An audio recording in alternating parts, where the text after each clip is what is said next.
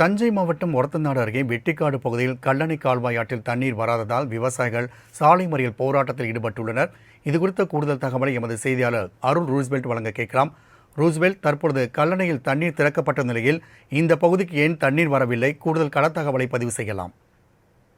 வணக்கம் ராஜ்குமார். அதாவது தஞ்சை உள்ளிட்ட டெல்டா பாசன விவசாயிகள் நேற்று முன்தினம் தஞ்சை மாவட்டம் கல்லணை இருந்து தண்ணீர் திறந்துவிடப்பட்டது.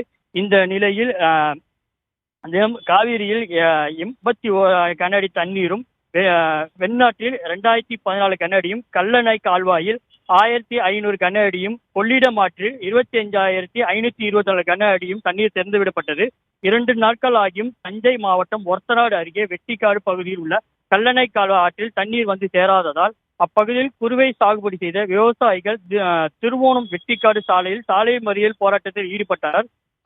அதிக அளவு தண்ணீர் கொள்ளிடம் ஆற்றில் கரை புரண்டு ஓடுவதால் கடலில் சென்று வீணாக கலப்பதாக தெரிவிக்கும் விவசாயிகள் கோஷங்கள் எழுப்பி நடுரோட்டில் அமர்ந்து சாலை மறியல் போராட்டத்தில் ஈடுபட்டார்கள். மேலும் தமிழக அரசு உடனடியாக கல்லணை கால்வாய் ஆற்றில் அதிக அளவு தண்ணீர் திறந்து தண்ணீரானது கடமடை வரை சென்றால்தான் தங்கள் பகுதியில் குறுவை சாகுபடி செய்துள்ள தண்ணீர் தேவையான அளவு கிடைக்கும் என தெரிவிக்கும் விவசாயிகள் அப்பகுதியில் சாலையில் நடுவே டிராக்டரை நிறுத்தி மறியல் போராட்டத்தில் ஈடுபட்டனர். இந்த போராட்டம் என்பது அப்பகுதியில் 1 மணி நேரத்துக்கு மேலாக நடைபெற்றது.